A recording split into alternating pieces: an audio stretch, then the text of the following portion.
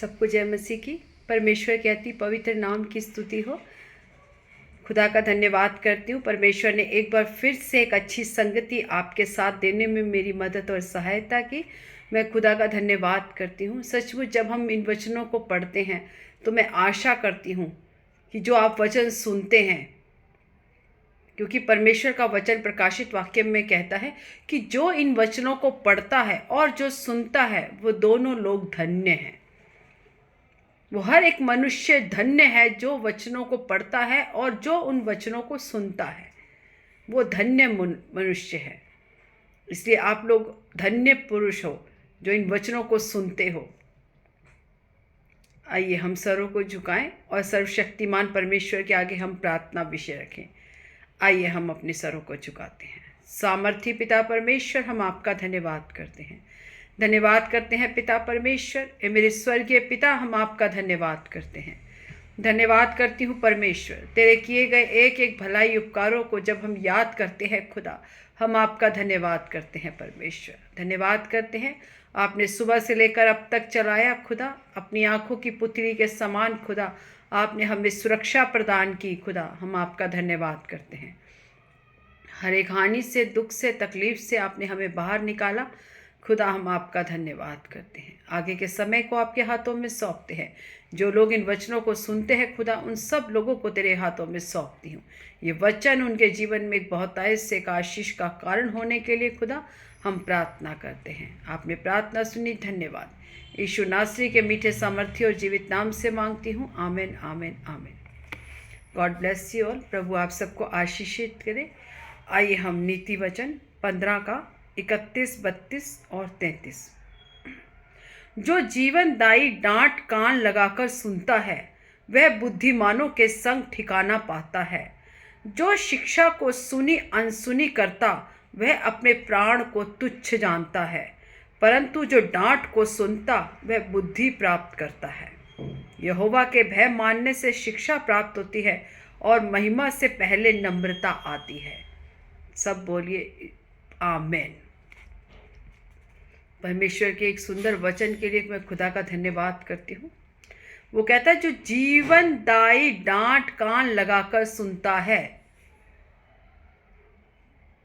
हम अपने पुराने जीवन को देखते हैं, हम एक ईर्ष्या करने वाले और एक द्वेष करने वाले लोग थे। हम दूसरे से जलन रखने वाले मनुष्य थे। हम किसी का इज्जत मान नहीं करते थे। यदि कोई हमें बुरा बोलता था तो हम उसको पलट के जवाब देने वाले लोग थे। लेकिन जब हमारे जीवन में यीशु मसीह आया, जब हमारे जीवन में हमने परमेश्वर को ग्रहण किया, हम उनके वचनों पर चले, तो परमेश्वर का वचन क्या कहता है? तू नम्र और दीन बन, तू सबसे प्रेम कर, क्योंकि जो इस जीवनदायी डांट कान लगाकर सुनता है, जो इस परमेश्वर के वचनों को अपने कानों को लगा के सुनता और उसको मानता है, वह बुद्धिमानों के संग ठिकाना पाएगा। परमेश्वर उसे बुद्धिमान लोगों और आशीषित लोगों के साथ और सामर्थी लोगों के साथ स्थिर करता है। जो लोग परमेश्वर की आज्ञाओं को मानते हैं और परमेश्वर के वचनों पर चलते हैं, जो अपने माता पिता का आदर करते हैं, सम्मान करते हैं, जो किसी के प्रति बुराई नहीं करते, जो हर एक से प्रेम रखते हैं, वो कहता है वो बुद्धिमानों के संग ठिकाना पाता है। वो बुद्धिमानों के लोगों के संग ठिकाना पाता है, वो परमेश्वर के लोगों के संग ठिकाना पाता है। वो एक आशीषित जीवन को जीता है। उसके प्रति कोई भी पिता परमेश्वर बुरी युक्ति नहीं बना सकता। उसके आसपास परमेश्वर जो भी लोग उसके साथ जोड़ता है, वो उसे अच्छी शिक्षा देने वाले लोग होते हैं। वो उसे, अगर वो कभी इस आत्मिक बल से निर्बल भी होता है तो भी वो सब उसको उठाने वाले लोग होते हैं। परमेश्वर अच्छे लोगों को, एक अच्छी संगति उसको देखता है और एक सामर्थी जीवन उसको देता है।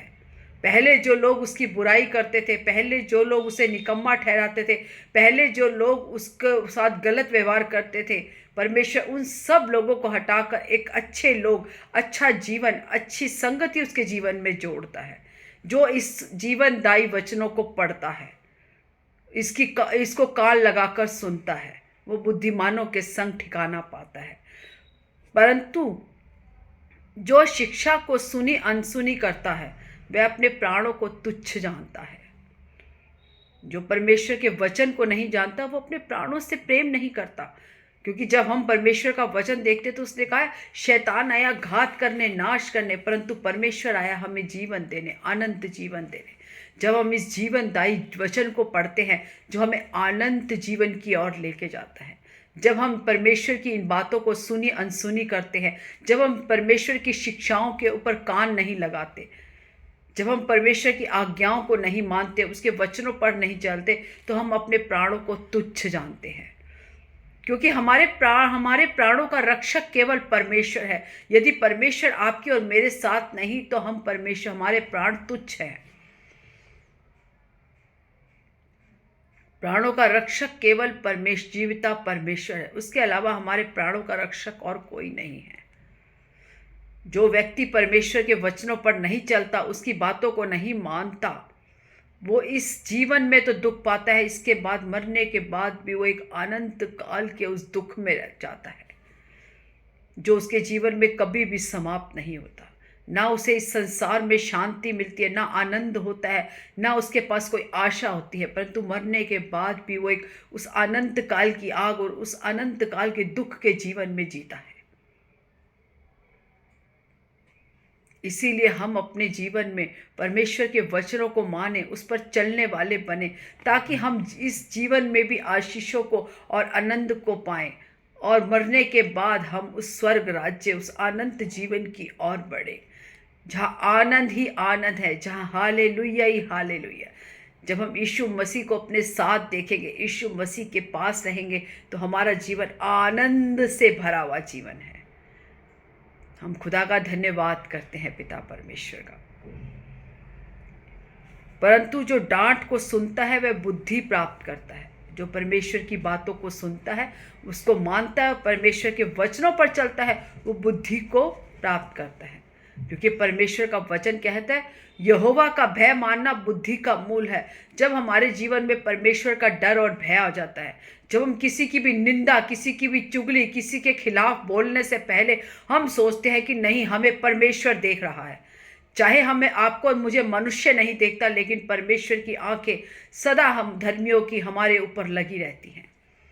हम इंसान को धोखा दे सकते हैं, लेकिन हम परमेश्वर को धोखा नहीं दे सकते।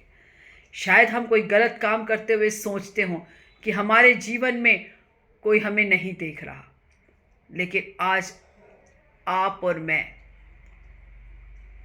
यदि हमारे जीवन में कोई गलत चीज़ है, हम सोचते हैं कि हम मनुष्य से छुपा सकते हैं, परंतु हम परमेश्वर से कुछ भी नहीं छुपा सकते। जब हमारे जीवन में परमेश्वर का डर और भय आता है, जब हम परमेश्वर के वचनों को पढ़ते हैं, उसको सुनते हैं, उसकी आज्ञाओं को मानते हैं, तो हम बुद्धिमान मनुष्य की तरह बनते हैं। लेकिन जब हम उसके वचनों को तुच्छ जानते हैं, जब हम उसकी आज्ञाओं को सुनी अनसुनी करते हैं, उसके वचनों को नहीं मानते, तो हम अपने प्राणों को तुच्छ जानते हैं, अपने प्राणों से प्रेम नहीं करते, हम परमेश्वर से प्रेम नहीं करते, और हमारा जीवन एक निराशा से भरा हुआ, दुख, संकट, कलेशों से भरा हुआ हो जाता है, जिसमें कोई आशा नहीं होती। यहोवा का भय मानने से शिक्षा प्राप्त होती है। यहोवा के भय मानने से शिक्षा प्राप्त होती है, आपके अंदर बुद्धि, ज्ञान, समझ आता है। जब हम परमेश्वर का भय मानते हैं तो परमेश्वर हमें बताता है कि हमें किसी की चुगली नहीं करनी। यदि हम किसी के बारे में गलत भी करें तो परमेश्वर की आत्मा हमें बोध कराती है, परमेश्वर की आत्मा हमारी अगुवाई करती है कि ये रास्ता हमारे लिए गलत है, यह रास्ता हमारे लिए सही है। जब हम परमेश्वर की आज्ञा और उसके वचनों पर चलते हैं तो परमेश्वर की पवित्र आत्मा हमारा मार्गदर्शन करती है, और महिमा से पहले नम्रता आती है। जब हमारे जीवन में एक आशीष आती है, एक महिमा आती है, जब हम परमेश्वर की उस सामर्थी जीवन को, जो उस अनंत काल के जीवन को, और इस संसार में भी रहकर एक महिमा युक्त जीवन को जीते हैं, तो परमेश्वर का वचन कहता है उससे पहले मनुष्य के अंदर नम्रता आती है। परंतु घमंड नाश होने से पहले आता है। आज हम जांचें कि क्या हमारे अंदर कोई घमंड तो नहीं, हम किसी वस्तु को लेकर अपने जीवन से घमंड तो नहीं कर रहे, क्योंकि नाश होने से पहले जीवन में घमंड आता है और महिमा पाने से पहले जीवन में नम्रता आती है। क्या हम नम्र हैं या हम घमंडी हैं? कहीं हमें घमंड तो नहीं हम अच्छा गीत गाते हैं, कहीं हमारे जीवन में घमंड तो नहीं कि हम अच्छा प्रचार करते हैं, कहीं हमारे जीवन में घमंड तो नहीं कि हम अच्छी प्रार्थना करते हैं। यदि हमारे जीवन में घमंड है तो हम उस नाश की ओर जा रहे हैं। लेकिन यदि हमारे जीवन में, हमारे इस जीवन में यदि हम महिमा की ओर जा रहे हैं, परमेश्वर की उस असीम सामर्थ की ओर जा रहे हैं और परमेश्वर के नाम की ओर बढ़ रहे हैं, परमेश्वर हमारे जीवन से हम परमेश्वर को महिमा दे रहे हैं, तो हमें वो बुद्धिमान लोगों के साथ बिठाएगा, हमें एक सामर्थ का जीवन देगा। जहाँ हम नौकरियों पर जाएंगे वहाँ हम एक अच्छी पोस्ट, एक अच्छा, सब लोग हमारी एक रिस्पेक्ट करेंगे, हमें एक अच्छा जीवन देगा। यदि हम परमेश्वर की बातों को सुनी अनसुनी करेंगे तो हम अपने प्राणों को तुच्छ जानेंगे, यदि हम बुद्धिहीन बन जाएंगे। इसीलिए हमारे अंदर किसी भी चीज़ का घमंड ना हो, क्योंकि घमंड हमें नाश की ओर लेके जाता है। हम कितने भी लोगों को देखें, हम पूरा हिंदू रीति से भी अगर हम पुराने इसमें देखें, जिनके जीवन में भी घमंड आया वो हर एक मनुष्य नाश की ओर, मृत्यु की ओर गया। आज परमेश्वर की आत्मा, परमेश्वर का वचन आपके और मेरे जीवन से कहता है, यदि हमारे जीवन में हम अपने ऊपर किसी भी चीज़ में घमंड कर रहे हैं तो आज अपने आप को जांचे और नम्रता, और अगर हमने उस महिमा में संसार में, उस महिमा में राजा के साथ हमने अपना जीवन एक आनंद और उस शांति और उत्साह से बिताना है, तो हमारे जीवन में नम्रता आनी चाहिए, ना कि घमंड। परमेश्वर का वचन बिल्कुल सटीक है और यहोवा का भय मानना बुद्धि का मूल है। जब हमारे अंदर परमेश्वर का डर और भय आ जाता है तो हमारे अंदर बुद्धि, ज्ञान, समझ आ जाती है। हमारे अंदर हम सोच विचार आता है कि क्या गलत और क्या सही है। हम हर एक गलत काम करने से पहले हर एक उस 100 बार उस बात को सोचते हैं कि नहीं, ये गलत है, मुझे किसी के साथ बुरा नहीं करना, मुझे किसी को धोखा नहीं देना, मुझे किसी के ऊपर उंगली नहीं उठानी, मुझे किसी के साथ बुरा व्यवहार नहीं करना। यीशु मसीह ने अपने वचनों में कहा, तू अपने पड़ोसी से अपने समान प्रेम कर। जैसे हम अपने से प्रेम करते हैं वैसे ही हम अपने पड़ोसी से प्रेम करें। हम किसी के ऊपर उंगली उठाने वाले नहीं, परंतु हम इस लोगों से प्रेम करने वाले बन जाए, परमेश्वर के वचनों में बने रहने वाले बन जाए और उसकी शिक्षा पर कान लगाने वाले बन जाए कि उस परमेश्वर का वचन क्या कहता है, कैसे हमें परमेश्वर के वचन के अनुसार जीवन में आगे बढ़ना है और चलना है। जो परमेश्वर के वचन, उसकी आज्ञाओं के अनुसार चलता है, वो इस संसार में भी आशीषित रहता है और मरने के बाद वो उस स्वर्ग राज्य में भी आशीष और आनंद का जीवन बिताता है। परंतु जो परमेश्वर के वचनों को नहीं मानता, उसके डर और भय में अपने जीवन को नहीं बिताता, उसकी डांट को सुनी अनसुनी करता है, वो अपने प्राणों को तुच्छ जानता है, वो उस मृत्यु की ओर, अकाल मृत्यु की ओर बढ़ता है। इसीलिए आप और मैं जांचें कि हम क्या कर रहे हैं, क्या हम मृत्यु की ओर बढ़ रहे हैं या हम अपने आप को महिमा में, उस महिमा की ओर बढ़ रहे हैं जो परमेश्वर ने आपके और मेरे जीवन में उस आनंद को रखा है।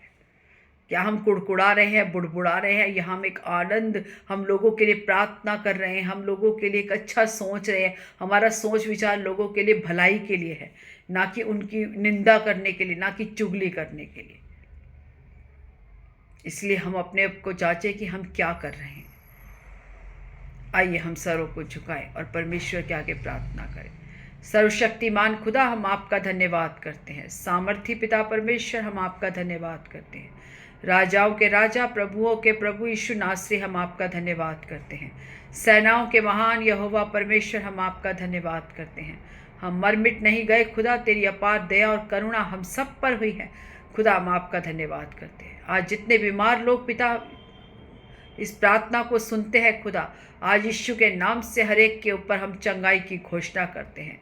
जितने लोग आज निराशा में हैं पिता परमेश्वर, तेरा पिता वचन उन्हें एक नई आशा और बल, शक्ति, सामर्थ देने के लिए खुदा हम प्रार्थना करते हैं परमेश्वर। जिन पिता परमेश्वर, जिनके जो भी प्रार्थना विषय है खुदा, उन सब विषयों को खुदा तेरे हाथों में सौंपती हूँ।